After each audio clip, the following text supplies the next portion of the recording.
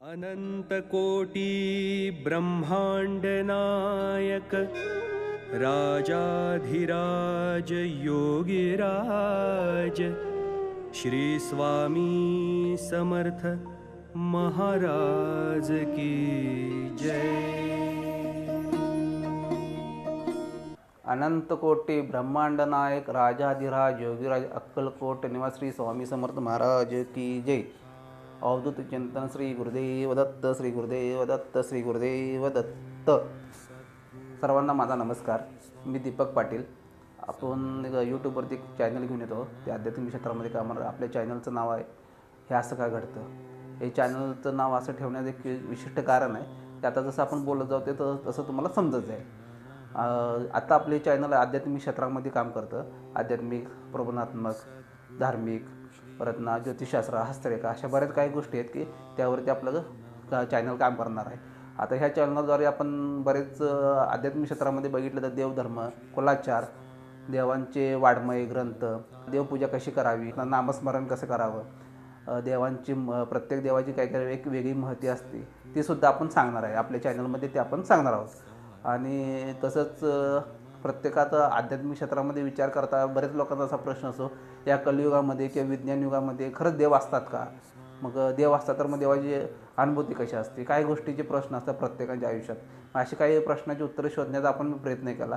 आणि वैयक्तिकरित्या सांगायला गेलं तर मी गेली 4-5 वर्षापूर्वी कधी देवधर्म जास्त मानत नव्हतो, पण जसं जसं मला बी जशा अडचणी येत गेल्या किंवा माझे प्रॉब्लेम येत गेले, जसं मी आध्यात्मिक क्षेत्राकडे वळालो। आणि खरंच मला बी जसं आध्यात्मिक क्षेत्रामध्ये मी आता स्वामींची, दत्त महाराजांची उपासना करतो, नामस्मरण करतो, भक्तिमार्ग करतो। आणि त्या भक्तिमार्गात आल्यानंतर माझ्या बी वैयक्तिक आयुष्यात बरेच बदल घडले।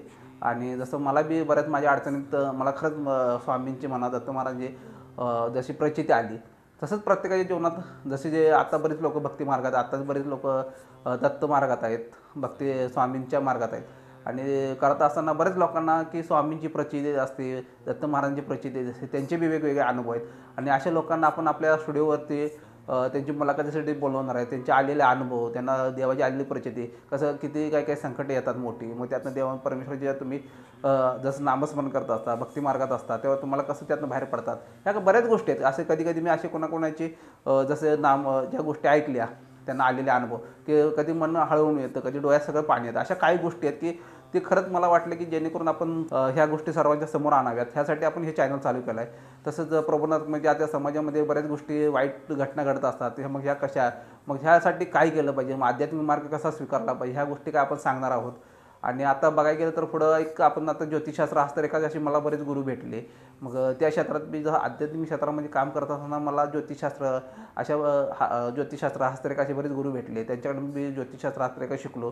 4-5 वर्ष झाले मी बी त्याच्यावरती काम करत होतो। आता मी बी थोडे हात बघतो बरेच, आणि त्या ज्योतिषशास्त्रामध्ये काम करत असताना मी बऱ्याच लोकांचे अनुभव घेतले। जसं आपण त्यांना येणाऱ्या संकटाची म्हणा किंवा त्यांना करिअर गाईडलाईन्स, बऱ्याच गोष्टी आपण त्यांना सांगतो। आणि त्यातून कसं त्यांचं जीवन सुखमय करता येईल ह्या बी गोष्टी आपण त्यांना सांगत असतो। त्याच्यात आता ज्योतिषशास्त्रामध्ये म्हणजे मेन विषय असतो की कर्म आपले कसे असावे, चांगले वाईट कर्माची फळं आपल्याला कशी भेटतात, म्हणजे ग्रहांवरती कसा प्रभाव पडत असतो, मग आपल्यावरती त्याचा प्रभाव कसा पडत असतो। आणि हेच काही गोष्टी आपण आपल्या चॅनलद्वारे सांगण्याचा प्रयत्न करणार आहोत। आणि आता पुढे जाऊन म्हणले की सांगायचा विषय की बरेच लोकांना आता धावपळीच्या युगामध्ये की प्रत्येकजण कोणत्या तरी टार्गेटपर्यंत पोचायचं तर पोचता येत नाही। मग त्या प्रत्येकाला टेन्शन कुठं ना कुठं ते येत असतं। मग टेन्शनचं रूपांतर कधी कधी डिप्रेशनमध्ये होतं। मग त्या डिप्रेशनमध्ये कसं बाहेर पडता येईल हेच आपण आध्यात्मिक मार्गामध्ये पण ते सांगणार आहे। आणि प्रत्येकाने त्या गोष्टी, प्रत्येकाने आपलं चॅनल बघावं, तर प्रत्येकाच्या जीवनामध्ये प्रॉब्लेम असतात, मग ते प्रॉब्लेम कसे सोडवता येईल, काय करता येईल, हे आपण आध्यात्मिक क्षेत्रातून त्यांना सांगणार आहोत। आणि ह्यासाठीच प्रत्येकांना आपण देवधर्म, भक्तिमार्ग का करावा, ह्या काही गोष्टी उत्तरं असतात ना, ते सगळं आपल्या चॅनलद्वारे त्यांना भेटणार आहेत। आणि प्रत्येकाच्या आयुष्यात खरंच चांगले दिवस यावेत ह्यासाठी आपण हे चॅनल काम करत आहे। आणि सर्वांना माझा धन्यवाद। श्री स्वामी समर्थ।